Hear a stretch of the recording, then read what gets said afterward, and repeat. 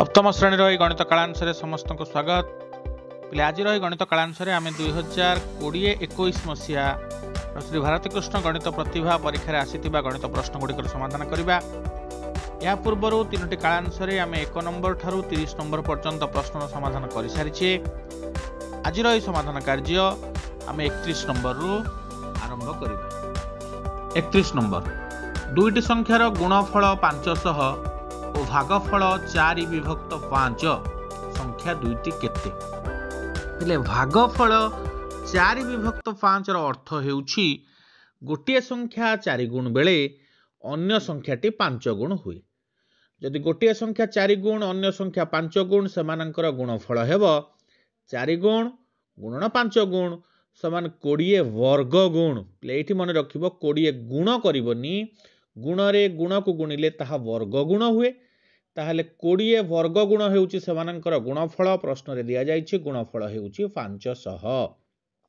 प्रश्नानुसार 20 वर्ग गुण को 500 एक वर्ग गुण को हेबो 500 हरण 20 समान 25 एक गुण को हेबो 25 रो वर्गमूल समान 5। आम एक गुण पाइले संख्या दुईटी हेउछि 4 गुण और 5 गुण। जदि एक गुण को 5 हुए 4 गुण को हेबो 5 गुणन 4 समान 20 5 गुण को हेबो 5 गुणन 5 समान 25। संख्या दुईटी पाई गले 20 और 25 ऑप्शन बी ठीक उत्तर हेबो।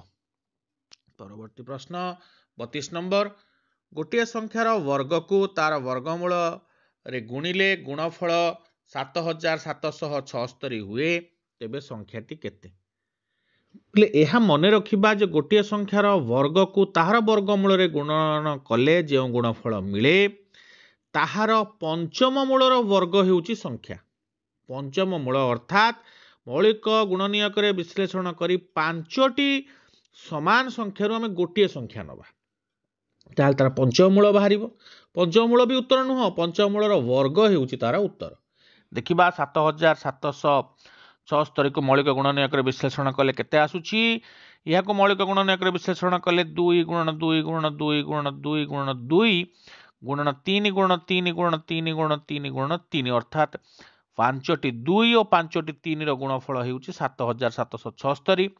आम यार पंचम मूल निर्णय कले 5टी 2 पई गोटे 2 5टी 3 पई गोटे 3 2 गुणन 3 समान 6 यह हेउछि तार पंचम मूल एवं उत्तर हेबो पंचम मूलर वर्ग 6 रो वर्ग 36 ठीक उत्तर हेबो 36 हेउछि ऑप्शन सी 36 ठीक उत्तर। 36 रो वर्ग को 36 रो वर्गमूल रे गुणिले गुणफल 7776 हेबो। परवर्ती प्रश्न 33 नंबर 3 रे केउ निम्नतम दशमिक भग्नांश जोग कले जोगफल एक पूर्ण वर्ग दशमिक भग्नांश हेबो। पिले एक पूर्ण वर्ग दशमिक भग्नांशर हर 100 10,000 एई भली रहिबो कारण हर मध्य एक पूर्ण वर्ग संख्या हेबो लम मध्य एक पूर्ण वर्ग संख्या हेबो। हर पूर्ण वर्ग क्षुद्रतम आधार विशिष्ट पूर्ण वर्ग संख्या हेउछि 100 तेणु एठारे हर 100 नहीं आम चिंता करिबा। 3 को आम जदि हर 100 करी लिखिबा ता हेबो 300 विभक्त 100। वर्तमान प्रश्न 300 विभक्त 100 रे केते जोग कले ता पूर्ण वर्ग हेबो। हर 100 अछि प्रथम रो पूर्ण वर्ग अछि आम लव को पूर्ण वर्ग करिबा। 300 रो परवर्ती पूर्ण वर्ग संख्या किए 300 रो परवर्ती पूर्ण वर्ग संख्या होछि 324 18 वर्ग। ताले 300 रे आम 24 विभक्त 100 जोग कले 324 विभक्त 100 हेबो जार लव हर उभय पूर्ण वर्ग तेणु 24 विभक्त 100 उत्तर हेबो 0.24 0.24 ऑप्शन बी ठीक उत्तर हेबो। पिले 300 विभक्त 100 रे बा 3 रे 0.24 जोग कले हेबो 3.24 3.24 हेउछि 1.8 रो वर्ग 3.24 एक पूर्ण वर्ग संख्या अटे। परवर्ती प्रश्न 34 नंबर गोटे मसृण स्तंभर उच्चता 46 मीटर गोटे पोक प्रति मिनिट रे 12 मीटर चढ़े और पर मिनिट रे 4 मीटर खसे तेबे से केते समय रे स्तंभ उपरे पहुंची पारिबो। ପିଲେ ସ୍ତମ୍ଭର ଉଚ୍ଚତା ହେଉଛି 46 ମିଟର। ଶେଷ ଥର ଚଢ଼ିଲେ ଆଉ ଖସିବାର ଆବଶ୍ୟକତା ନାହିଁ ବା ତା ପରବର୍ତ୍ତୀ ହିସାବ ଆମେ କରିବାର ନାହିଁ। ତେଣୁ ପ୍ରଥମେ 12 ମିଟର ଚଢ଼ୁଛି, ପ୍ରଥମେ ମୁଁ 12 ମିଟର ବିୟୋଗ କଲେ 46 ରୁ 12 ଗଲେ ହେଉଛି 34। 1 ମିନିଟରେ ଚଢ଼ୁଛି 12 ମିଟର, 4 ମିଟର ଅର୍ଥାତ 2 ମିନିଟରେ ସେ ରହୁଛି 8 ମିଟର। 34 8 ଦ୍ୱାରା ବିଭାଜ୍ୟ ନୁହେଁ, ତେଣୁ ଏଇ ସୂତ୍ରରେ ଆମେ କରିବା ନାହିଁ। ଦ୍ୱିତୀୟ ସୂତ୍ରକୁ ଯିବା। ଚଢ଼ିବା ଖସିବା ଶେଷ ପର୍ଯ୍ୟନ୍ତ ଆମର ଚାଲିବ। ଯେହେତୁ 46 ମିଟର ସ୍ତମ୍ଭ ଅଛି, ଥରେ ଚଢ଼ୁଛି 12 ମିଟର ପ୍ରଥମ ମିନିଟରେ, ଦ୍ୱିତୀୟ ମିନିଟରେ ଖସୁଛି 4 ମିଟର ଅର୍ଥାତ 2 ମିନିଟରେ ସେ ରହୁଛି 8 ମିଟରରେ। ତେଣୁ 8 ହିସାବ କରି ଯିବା 46 ମିଟର ପର୍ଯ୍ୟନ୍ତ। ଯଦି 46 କୁ ଆମେ 8 ରେ ଭାଗ କରୁଛେ, 5 ଭାଗଫଳ 6 ଭାଗ ଅର୍ଥାତ 5 ଥର ତାର ଚଢ଼ିବା ଖସିବା ଲାଗୁଛି। 5 ଥର ଚଢ଼ିବା ଖସିବା ଯଦି ସିଏ କରେ, ତାକୁ 10 ମିନିଟ ସମୟ ନେବ। 10 ମିନିଟ ପରେ ସିଏ ସ୍ତମ୍ଭର କେତେ ଉଚ୍ଚରେ ଥିବ? 8 ପଞ୍ଚା 40 ମିଟର ଉଚ୍ଚରେ ଯାଇ ଥିବ। ସ୍ତମ୍ଭ ହେଉଛି 46 ମିଟର, ବର୍ତ୍ତମାନ 10 ମିନିଟ ପରେ 40 ମିଟର ଉଚ୍ଚରେ ବର୍ତ୍ତମାନ ସେ ଅଛି। ବର୍ତ୍ତମାନ ହିସାବ କରିବା, ବାକି ରହିଲା ଆଉ 6 ମିଟର, କାରଣ ମୋଟର ଖମ୍ବଟି ହେଉଛି 46 ମିଟର, 40 ମିଟରରେ ସେ ଅଛି, ବାକି 6 ମିଟର ଚଢ଼ିବ। 1 ମିନିଟରେ ଚଢ଼େ 12 ମିଟର। 12 ମିଟର ଚଢ଼ିବାକୁ 1 ମିନିଟ ସମୟ ନିଏ। 6 ମିଟର ଚଢ଼ିବା ପାଇଁ 30 ସେକେଣ୍ଡ ସମୟ ନେବ। 6 ମିଟର ହେଉଛି 12 ମିନିଟର ଅଧା, 1 ମିନିଟର ଅଧା ହେଉଛି 30 ସେକେଣ୍ଡ। ତାହେଲେ 40 ମିଟରକୁ 10 ମିନିଟ, 6 ମିଟରକୁ 30 ସେକେଣ୍ଡ, ମୋଟରେ ଲାଗିଲା 10 ମିନିଟ 30 ସେକେଣ୍ଡ। 10 ମିନିଟ 30 ସେକେଣ୍ଡ ପରେ ଖମ୍ବର ଉପରେ ପୋକଟି ପହଞ୍ଚି ପାରିବ।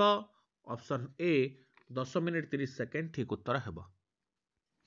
ପରବର୍ତ୍ତୀ ପ୍ରଶ୍ନ 35 ନମ୍ବର।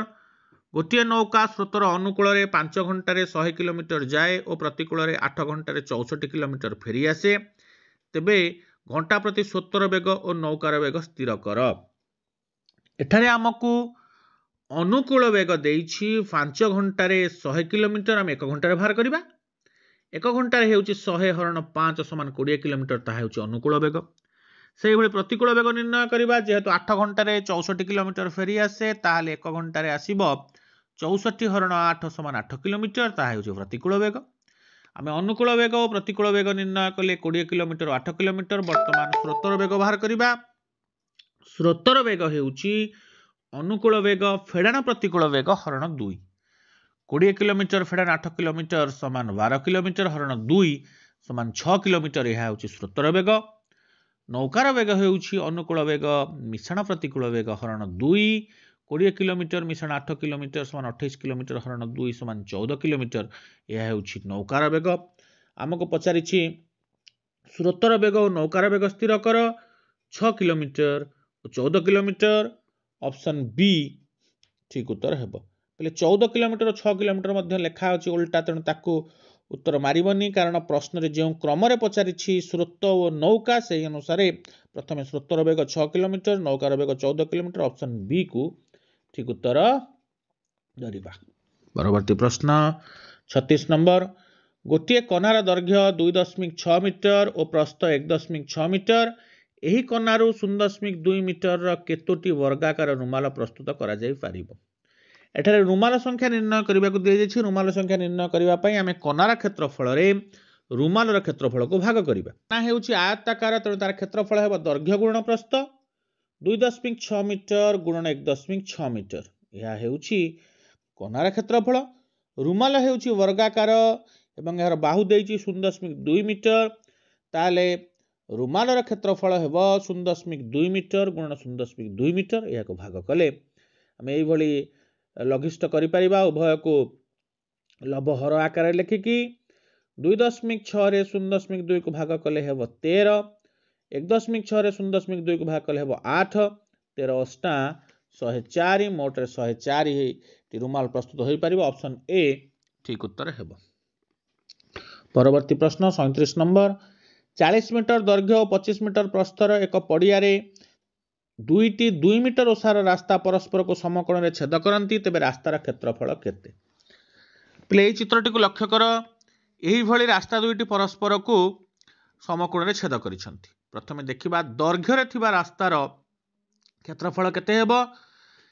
এই যে রাস্তাটি দৈর্ঘ্যে অছি তার দৈর্ঘ্য ହେଉଛି 40 মিটর, প্রস্থ ହେଉଛି 2 মিটর, এর ক্ষেত্রফল ହେବ 40 মিটর গুণ 2 মিটর সমান 80 বর্গ মিটর। সেইভাবে प्रस्थ रे रास्तार क्षेत्रफल हेब 25 मीटर गुण 2 मीटर समान 50 वर्ग मीटर। मोट रे पिले 130 वर्ग मीटर हेउची क्षेत्रफल। मात्र लक्ष्य कर दैर्घ्य जितेबाला प्रथम रास्ताटी तैयारी करिथिल मझिरे जो अंशटी आसुची ताहा आउ प्रस्तरे रास्ता तैयारी कला बेले ताहा करिबा नाही कारण ऑलरेडी सेटा तैयारी हेई सारिची। तेणु सेई क्षेत्रर क्षेत्रफलटी को आमे वियोग करिबा तार दैर्घ्य हेउची 2 प्रस्थ हेउची 2 ताले सेई क्षेत्रफल हेबो 2 मीटर गुण 2 मीटर समान 4 वर्ग मीटर।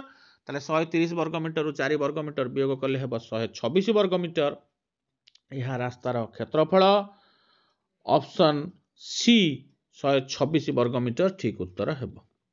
परवर्ती प्रश्न प्रदत्त एबीसीडी वर्गचित्रर AB is equal to 14 centimetre हेले छाया अंशर क्षेत्रफल केते पिले चित्रटी को लक्ष्य कर।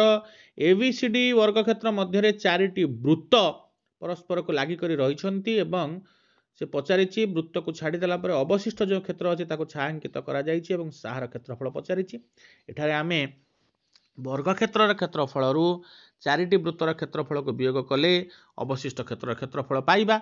वर्ग क्षेत्रर प्रत्येक बाहु यदि 14 सेंटीमीटर हुए यार क्षेत्रफल हेबो बाहु गुण बाहु 14 सेंटीमीटर गुण 14 सेंटीमीटर समान 196 वर्ग सेंटीमीटर यह हेबो वर्ग क्षेत्रर क्षेत्रफल। वर्तमान वृत्तर क्षेत्रफल बाहर करिबा। वृत्तर क्षेत्रफल बाहर करिबा पय प्रथम वृत्तर व्यासार्ध निर्णय करिबा।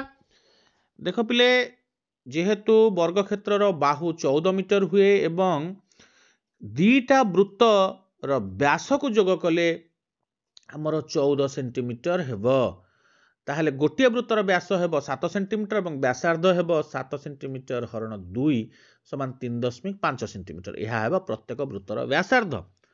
वर्तमान वृत्तर क्षेत्रफल सूत्र हेउची पाई स्क्वायर 22 विभक्त 7 गुणन 3.5 गुणन 3.5 यह को आमे गुणन कले उत्तर पाउछे 38.5 वर्ग सेंटीमीटर। यह होची गोटे वृत्तर क्षेत्रफल। चारिटी वृत्तर क्षेत्रफल पई यह को 4 रे गुणन करिबा 38.5 वर्ग सेंटीमीटर गुणन 4 समान 154 वर्ग सेंटीमीटर। यह होची चारिटी वृत्तर मोट क्षेत्रफल। वर्ग क्षेत्र क्षेत्रफल आमे पाइथिले 196 वर्ग सेंटीमीटर सेथिरु चारिटी वृत्तर क्षेत्रफल 154 वर्ग सेंटीमीटर को वियोग कले आमे छायांकित अंशर क्षेत्रफल पाइबा 196 वर्ग सेंटीमीटर फेडाण 154 वर्ग सेंटीमीटर समान 42 वर्ग सेंटीमीटर। उत्तर हेबो ऑप्शन ए 42 वर्ग सेंटीमीटर ठीक उत्तर।